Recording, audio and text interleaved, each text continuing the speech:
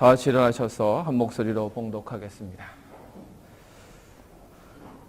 여섯째 달에 천사가 가브리엘이 하나님이 보내심을 받들어 갈릴리 나사렛이란 동네에 가서 다윗의 자손 요셉이라는 사람과 정혼한 처녀에게 이르니 그 처녀의 이름은 마리아라. 그에게 들어가 가로되 은혜를 받은 자여 평안할지어다. 주께서 너와 함께 하시도다 하니 처녀가 그 말을 듣고 놀라 이런 인사가 어찌함인고 생각하매 천사가 일러 가로되 마리아여 무서워 말라. 내가 하나님께 은혜를 얻었느니라. 보라 내가 수태하여 아들을 낳으리니 그 이름을 예수라 하라. 저가 큰 자가 되고 지극히 높으신 이의 아들이라 일컬을 것이요 주 하나님께서 그 조상 다윗의 위를 저에게 주시리니 영원히 야곱의 집에 왕노릇 하실 것이며 그 나라가 무궁하리라. 마리아가 천사에게 말하되 나는 사내를 알지 못하니 어찌 이 일이 있으리이까. 천사가 대답하여 가로되 성령이 내게 임하시고 지극히 높으신 이의 능력이 너를 덮으시리니 이러므로 나실 바 거룩한 자는 하나님의 아들이라 일컬으리라. 보라 내 친족 엘리사벳도 늙어서 아들을 배웠느니라. 본래 수태하지 못한다 하던 이가 이미 6달이 되었나니 대저 하나님의 모든 말씀은 능치 못하심이 없느니라.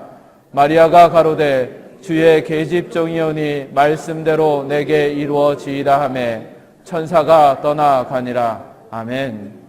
오헬리의 단편 중에 강도와 신경통이라는 소설이 한 편 있습니다. 강도가 한밤중에 어느 집에 권총을 들고 들어왔습니다. 잠자는 주인을 깨우며 손들어 하였습니다. 잠결에 깨어난 주인은 벌벌 떨면서 왼손을 겨우 들었습니다. 그러자 강도는 또 고함을 칩니다. 오른손마저 들어. 그래도 집주인은 왼손을 겨우 들었습니다. 그러자 또다시 오른손마저 들어 라고 하며 고함을 질렀습니다. 그때 집주인은 벌벌 떨면서 미안하지만 오른손은 신경통 때문에 들 수가 없습니다 라고 말했습니다. 그러자 강도는 신경통? 제기랄. 나도 신경통 때문에 이 짓을 하고 있네 라는 것입니다. 그 강도 역시 신경통으로 인하여서 오른손이 마비되어서 일을 제대로 하지 못하였던 것입니다.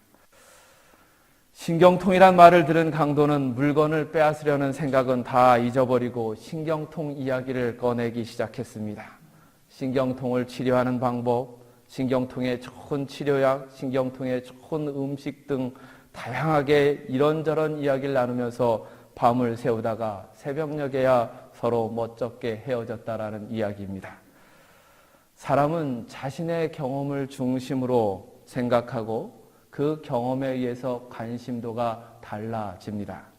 그리고 그 경험에 따라서 말하게 되고 그 경험에 따라서 행동하게 되는 것이지요.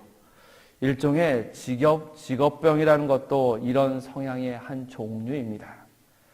신방을 하다가 보면 성도들의 전직 이야기를 하지 않아도 대충 다 알 수가 있습니다. 특히 전직이 선생님이셨던 분들은 확연하게 티가 납니다. 한 가지 일을 하다 보면 그 일에 처음부터 아주 세밀하게 이야기를 다 합니다. 대충이란 법이 거의 없는 그런 자세하게 설명을 하는 것이지요. 그러면 반드시 전직이 선생님이십니다.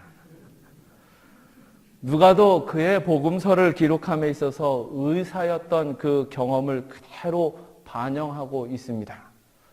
의사들은 환자들을 치료하기 위해서 먼저 환자의 가족이 어떻게 되는지, 그리고 언제 태어났는지, 자라면서 무슨 일이 있었는지를 조사하게 되는 것이지요. 그리고 일일이 환자의 상태를 살피게 되고 모든 치료의 과정과 반응을 기록해 놓습니다.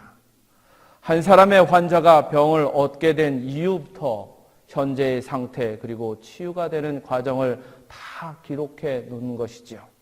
그리고 그 기록을 통하여서 비슷한 유형의 환자를 치유하는 방법을 찾게 되는 것입니다.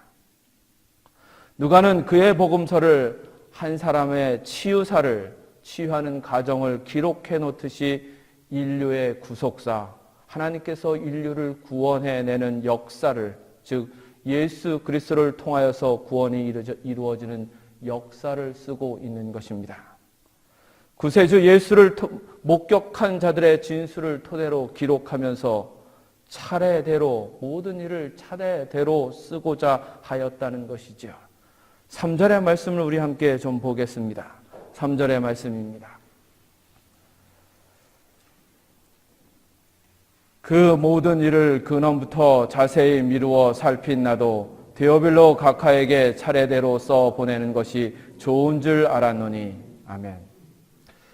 그는 병의 근원부터 자세히 살피듯이 예수 그리스도의 이야기를 살펴보고는 차례대로 쓰기로 하였다라고 하였습니다.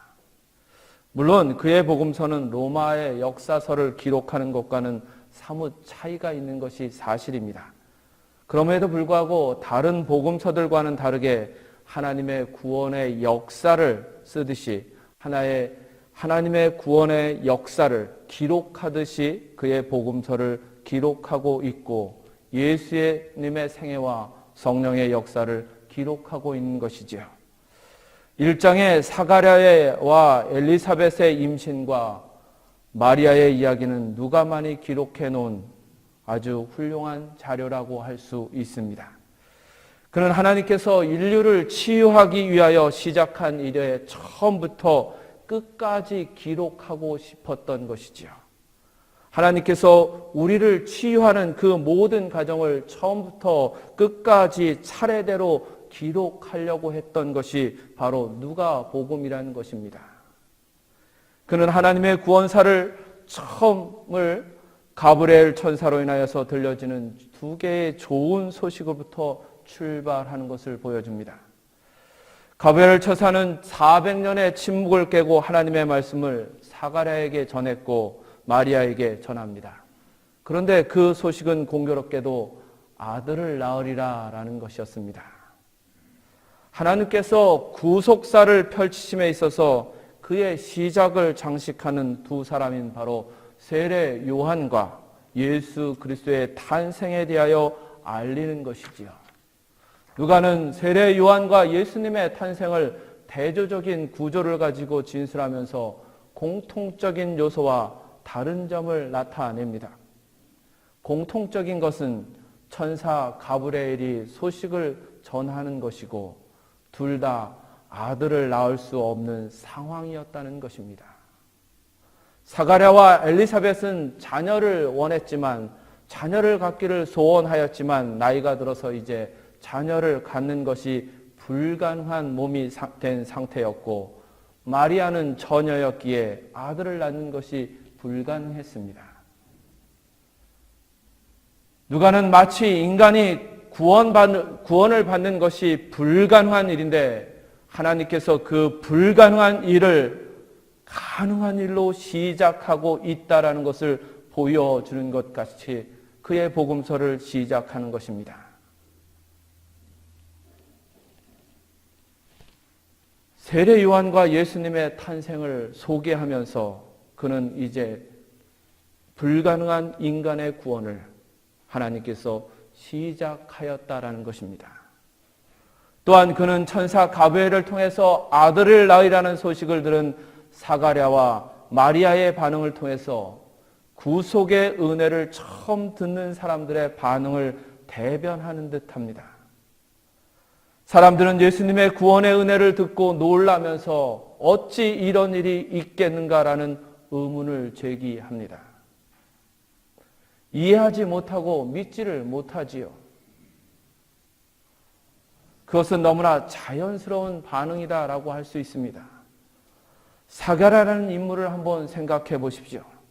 그는 제사장이었습니다. 이스라엘 제사장은 24반열로 나누어지는데 아비야 반열은 아론의 자손들로 8번째 반열로 내정되어 있었습니다. 그 반열의 차례대로 제사장의 직무를 수행합니다. 사가랴는 아비야 반열에 속한 제사장이었고 그는 언제나 하나님의 임재를 기다렸고 하나님의 말씀을 듣고자 사모했던 사람입니다. 제사장으로서 먼저 하나님의 임재를 보고 싶었고 또 하나님의 임재를 경험하고 싶었고 하나님의 말씀을 먼저 듣고 싶었던 그런 강렬한 마음을 가지고 있었던 사람입니다.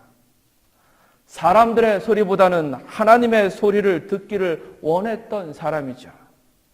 그런 사람이었던 사가랴임에도 불구하고 하나님께서 천사를 보내셔서 그 하시고자 하는 일을 들었을 때 어떻게 반응하냐면 내가 어떻게 알리오라고 하며 그 일은 불가능하다라고 반응합니다. 18절의 말씀을 좀 보겠습니다. 18절의 말씀입니다. 사가랴가 천사에게 이르되 내가 이것을 어떻게 알리오? 내가 늙고 아내도 나이 많으니이다. 하나님의 말씀이 주어지고 하나님의 은혜가 주어졌을 때 제일 먼저 일어나는 충돌이 바로 이것입니다. 인간적인 생각들과의 충돌이 일어나는 것이지요. 하나님께서 하시고자 하나님께서 구원의 은혜를 주시고자 하지만 인간적인 생각들로 인하여서 충돌이 발생하게 되는 것입니다. 누가는 본문을 통해 이 첫 번째 충돌을 보여주면서 예수 그리스도를 마음에 품는 믿음의 사람이 되기 위한 교훈을 주고 있습니다. 첫째는 하나님이 은혜를 주시는 것이다라는 겁니다. 하나님께서 미디안 광야에서 양치기로 40년 세월을 보낸 모세를 부르셨을 때 그의 대답은 내가 누구간데라는 것입니다. 하나님께서 모세를 불러서 그에게 애굽에서 이스라엘 백성을 건져내라고 할 때 모세는 제일 먼저 대답하기를 내가 누구간데 그런 일을 합니까? 라고 대답합니다. 40년의 양치기 세월이 그의 자아 정체성을 축소하였던 것입니다. 한때 이집트의 왕자로 살았지만 미디아 광야에서 양치기로 사는 동안 왕자로 살았던 기억 다 잊어버리고 그저 양치가 되었던 것입니다. 우리는 비천한 환경에 살게 되면 스스로 비천한 존재로 생각하게 됩니다. 그리고 그 비천한 삶이 자신의 운명처럼 여깁니다. 마리아가 처음 가브리엘 선 천사의 인사를 받았을 때 상태가 그랬던 것 같습니다. 마리아는 아론의 누인 미리암의 이름에서 온 이름이죠. 그 뜻은 존귀함이란 뜻을 가진 이름이었습니다. 그녀는 다윗 가문의 가문이었지만 갈릴리 나사렛이라는 동네에서 살았습니다. 그것은 그녀의 가문이 몰락하여서 더 이상 예루살렘에서 살지 못하였고 갈릴리의 외딴 시골 마을, 즉 사람들이 나사렛에서 선한 것이 날 수 없다라고 하는 그런 곳에서 살았다는 것입니다. 나사렛은 종교적으로나 학문적으로나 별 볼일 없는 동네였습니다. 이런 의미에서 우리는 마리아가 천사의 인사말에 놀라고 천사의 인사말을 이상하게 여기는 것을 이해할 수 있습니다. 사실 본문에 나온 천사의 인사말을 듣고 놀라거나 이상하게 생각할 이유는 하나도 없습니다. 천사는 복된 인사말을 나누었고 그것을 듣는 사람은 기뻐하면 되는 것이었습니다. 28절의 말씀을 보겠습니다. 28절의 말씀입니다. 그에게 들어가 가로되 은혜를 받은 자여 평안할지어다 주께서 너와 함께 하시도다 하니 천사는 마리아에게 은혜를 받은 자라라고 하였으며 평안하라고 하였습니다. 또 주께서 너와 함께 하신다라고 인사를 나눕니다. 너무나 기쁘고 감사한 일 아닙니까? 그런데 마리아의 반응은 굉장히 다릅니다. 놀랐다라고 번역하는 단어를 사용하는데 이 헬라어로는 에이에라고 하는 단어인데 이 단어는 이곳에서만 사용됩니다. 현재적인 말로 의역을 좀 해보면 어머나 이 무슨 인사가 이럴까? 난 어쩌면 좋아? 라고 하며 얼굴을 붉히며 당황한 처녀의 모습이라고 할 수 있다고 합니다. 은혜를 받은 자라는 말에 왜 놀라면서 자신에게 이런 인사를 하는가라는 의문을 품을까요? 은혜를 받은 자요, 주께서 함께 하신다라고 했는데 왜 놀라고 왜 나한테 이런 인사를 하는가라고 질문할 이유가 무엇입니까? 그 답은 모세가 하나님의 부름을 받고 내가 누구간데라고 하였던 것에서 찾을 수 있습니다.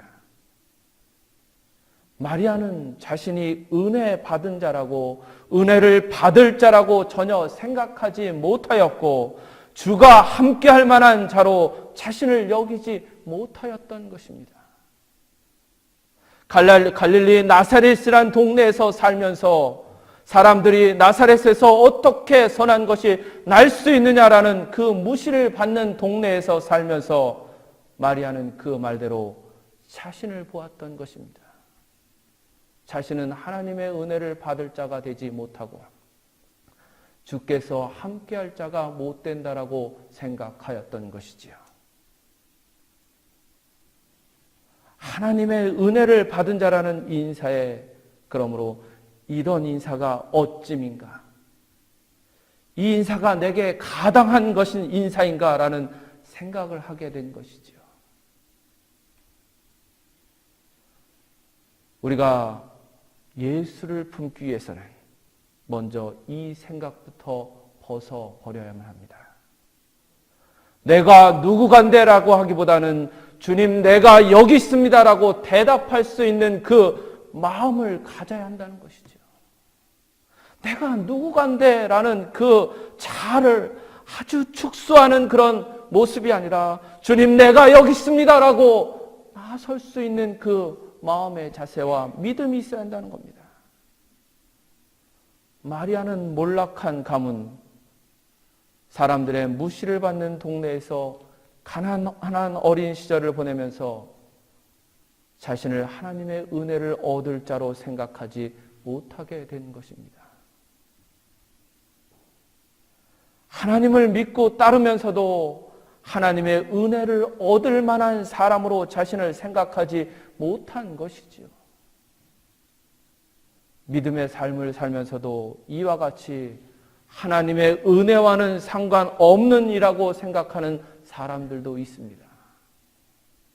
사랑하는 성도 여러분, 이런 생각을 버리시고 내가 하나님께 은혜를 얻었느니라라는 말씀을 들으시길 바랍니다. 먼저 자신을 비천하게 여기는 생각과 마음을 버려야만 주님을 마음에 품고 살아갈 수 있음을 깨닫기 바랍니다. 두 번째는 하나님이 하시는 일이다라는 겁니다. 천사 가브리엘은 마리아에게 하나님의 은혜를 얻은 자라고 하고 나서 아들을 낳으리라는 소식을 전하게 됩니다. 그리고 그 이름을 예수라고 하며 큰 자가 될 것이고 다윗의 왕위를 가진 자가 될 것이라고 말해 줍니다.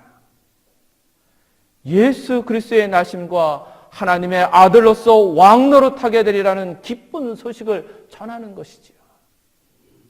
그런데 마리아의 반응을 보면 그 기쁜 소식을 하나도 듣지 못한 듯합니다. 그녀는 그 일은 처음부터 불가능하다라는 반응을 보입니다. 그녀는 천사가 기쁨의 소식을 전하는 동안 내내 마음속으로는 이 일은 있을 수 없는 일이라고 생각하며 불가능한 일이라고 생각하고 있었던 것입니다. 하나님께서 하시겠다고 하는데 그녀는 그것이 불가능한 일이라고 생각하고는 그 마음을 바꾸려고 하지 않았던 것입니다. 만약 그 일을 하나님께서 하지 않고 그녀가 하는 것이라면, 마리아가 하는 것이라면 불가능한 일이 맞습니다. 마리아 말대로 사내를 알지 못하는 여인이 아들을 낳으리라는 것은 아무리 생각해도 있을 수 없는 일이고 불가능한 일이 맞습니다. 내가 하는 것이라면 여러분 불가능한 일이 세상엔 참 많습니다. 지금 제가 이렇게 미국에서 목회하고 있다는 것, 이거 불가능한 일입니다. 왜냐하면 저는 한국을 떠나서 목회한다는 생각을 한 번도 해본 적이 없기 때문입니다. 그리고 형편상 있을 수 없는 일이기 때문입니다. 대학 시절 친구들이 유학을 이야기할 때 저는 그저 어디라도 목회만 할 수 있는 자리가 주어지면 좋겠다라고 하며 살았습니다. 그런데 몽골 선교를 하고 미국 이민 목회를 하고 있습니다. 제가 노력해서 하거나 제가 애써서 하는 것이라면 불가능한 일입니다. 마리아 자신이 하는 것이라면 천사 가브리엘의 말은 완전히 불가능한 일입니다. 그런 일은 있을 수 없으며 생각조차 할 수 없는 일입니다. 그러나 그 일은 마리아가 하는 것이 아니라 하나님이 하시는 일입니다. 그러므로 있을 수 있는 일이고 일어난 일이 되었습니다. 천사 가브리엘은 마리아의 생각을 바꾸도록 인도합니다. 엘리사벳은 늙어서 수태하지 못할 자였지만 이미 아들을 임신한 지 6달이 되었다라고 알려줍니다. 그리고 마리아에게 하나님의 모든 말씀은 능치 못하심이 없다고 가르쳐 줍니다. 37절의 말씀을 우리 함께 보겠습니다. 대저 하나님의 모든 말씀은 능치 못하심이 없느니라. 아멘. 마리아가 주님을 품기 위해서는 이와 같은 믿음이 있어야만 합니다. 자신이 하는 것이 아니라 하나님이 하시는 것이라는 믿음과 자신이 하면 불가능해도 하나님이 하시면 능치 못할 일이 없다는 믿음이 있어야 하는 것이죠. 우리가 우리의 삶에 주님을 품기 위하를 원하신다면 내 자신이 하는 것이 아니라 하나님이 하시는 일이며 하나님이 하시면 능치 못할 일이 없다라는 그 믿음을 가져야만 합니다. 우리는 자꾸 자신이 하는 것으로 착각하기 때문에 하나님 말씀 앞에서도 불가능하다라고 합니다. 자신이 하는 것으로 착각하기 때문에 어찌 이 일이 있으리까라고 하며 하나님의 약속을 듣지 못하고 하나님의 말씀을 들어도 기뻐하지 못합니다.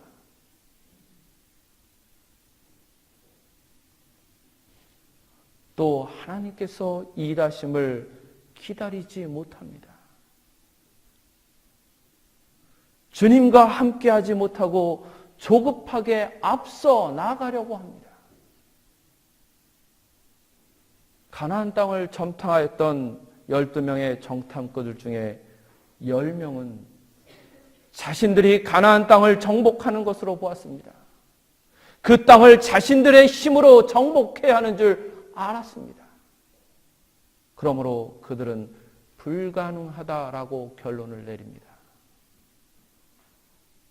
광야 생활로 지쳐있는 자신들, 제대로 군사훈련을 하지 못했던 자신들이 하는 것이라면 그렇게 생각했기 때문에 불가능하다라고 결론 내릴 수밖에 없는 것입니다.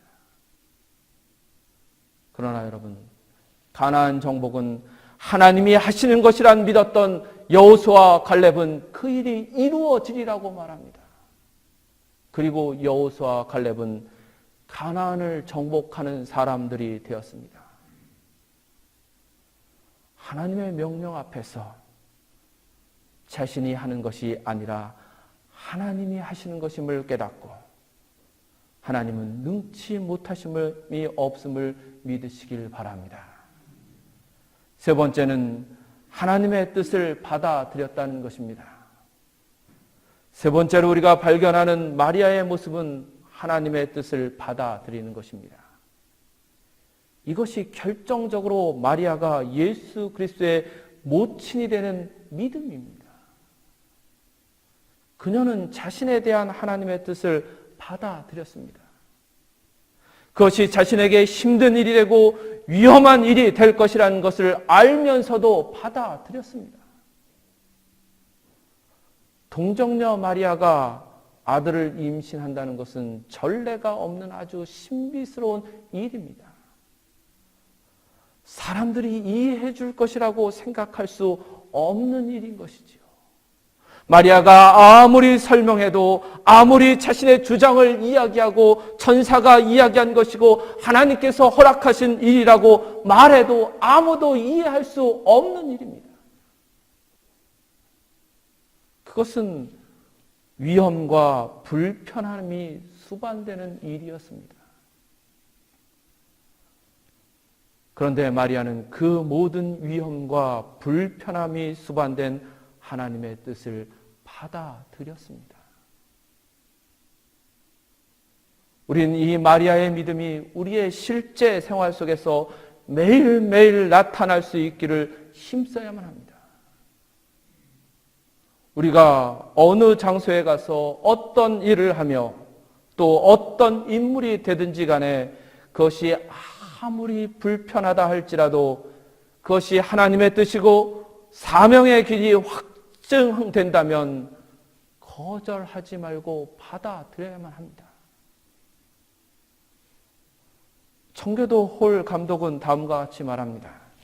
하나님의 뜻이 밝혀졌음에도 불구하고 하나님께 투정하는 것은 불신앙이다. 우리의 모든 지식과 의지력을 창조주 하나님께 굴복시키고 그가 우리를 어디로 인도하시든지 간에 묻지 않고 따라갈 수 있다는 것보다 더 고귀한 신앙의 확증은 없다. 마리아는 자신에게 있을 수 없는 일이라고 하고 불가능한 일이라고 투정하던 그 말들을 멈추고 하나님의 뜻을 받아들였습니다. 38절의 말씀을 함께 보겠습니다. 마리아가 가로되 주의 계집종이오니 말씀대로 내게 이루어지이다 하매 천사가 떠나가니라. 하나님의 뜻이 현재 신앙생활에 불편을 주는 것이라도 그 뜻을 받아들여야만 합니다. 우린 내게 불편을 주는 것인지 아닌지를 따져보고 불편을 주는 것이라면 받아들이지 않아도 되는 존재들이 아닙니다. 종은 그럴 권한이 없습니다. 그런데 우리는 계속해서 불편을 주는 것이라면 받아들이지 않으려고 합니다. 내게 위험이 되고 내게 불편이 되는 것이라면 받아들이려고 하지 않기 때문에 주님과 함께하지 못할 때가 많습니다. 우리에게 불편을 주는 것인지 그렇지 않은 것을 따질 권한이 없음을 깨달으시고 하나님의 뜻을 받아들임으로 인해서 언제나 주와 동행하는 성도들이 되시기를 간절히 바랍니다. 기도하시겠습니다.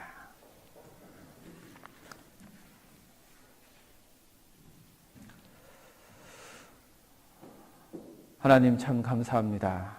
우리의 죄를 위해서 그 아들 독생자 예수 그리스도를 세상에 보내주심을 진실로 감사를 드립니다.